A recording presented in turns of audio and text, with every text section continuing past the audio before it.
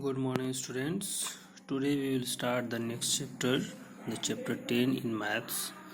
So the chapter 10 is angles. In the mathematics, the chapter 10 when you open, it will be the angle.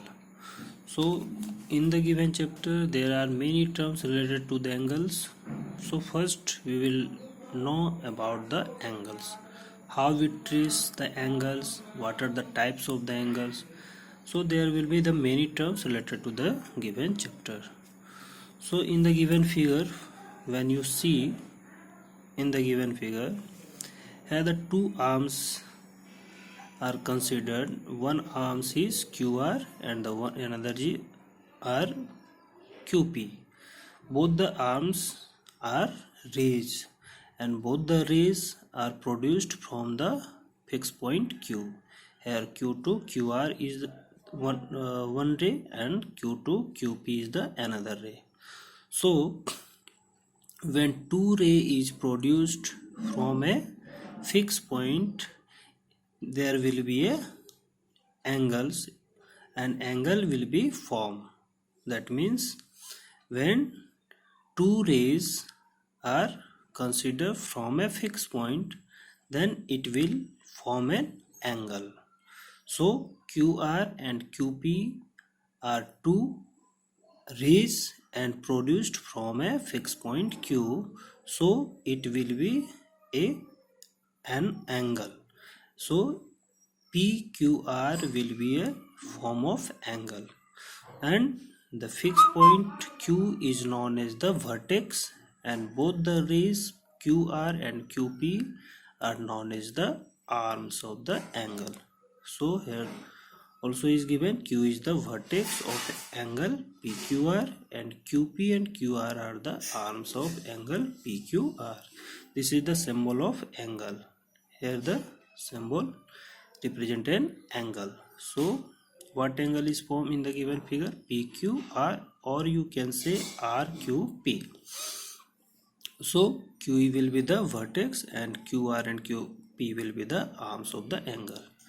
Now the next term is the standard unit of an angle is degree. How we use to measure the angle? We will use the degree to measure the angle.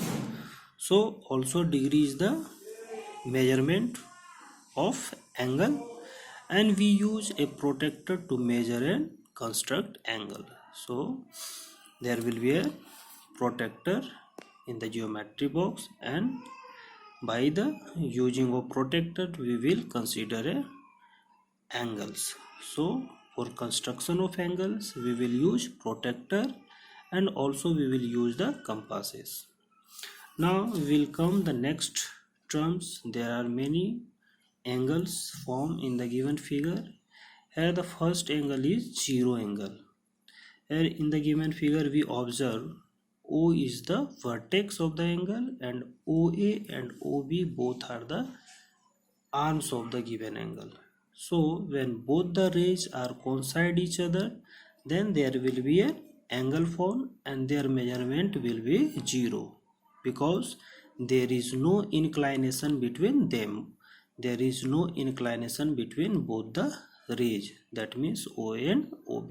Both the rays are coincide each other. So what amount of the angle will be formed? The angle will be 0 degree. So when both the rays are coincide each other, then which type of angle is formed? This type of angle is known as 0 angle. Now acute angle is here.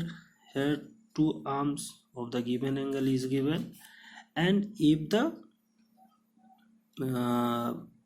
degree between both the rays are lie between 0 to 90 degree, then the given angle is known as the acute angle. So acute angles are those when their measurement is lie between 0 to 90 degree. Now in the given figure 3, what is obtuse angle? If the measurement of the angle is lie between 90 to 180 degree, then the angle will be the obtuse angle. Next, right angle. What is right angle? When the angle whose measurement is 90 degree, then the angle will be right angle. And what will be the straight angle? When the measurement of the angle is 180 degree, then it will be a straight angle. So there are basically 5 angles are given on the book: zero angle, acute angle, obtuse angle, right angle, and straight angle. So student, learn about all these type of angles according to the measurement of these angles.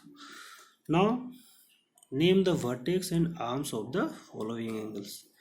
Here QRP is also an angle formed by the two different rays RQ and RP and having a common vertex R.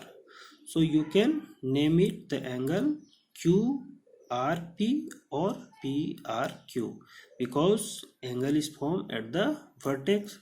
So vertex will be in the middle terms after naming the angle. So you can write QRP, angle QRP or angle PRQ. So what will be the vertex of this angle? The vertex is R. And what will be the arms of the angle? So arm is RQ and RP. In this way we will name it the vertex M and the arms LM and MN. Similarly, you can write the vertex X and the arms are XY and YXZ. So XY and XZ are two arms of this angle and the vertex of the given angle is X.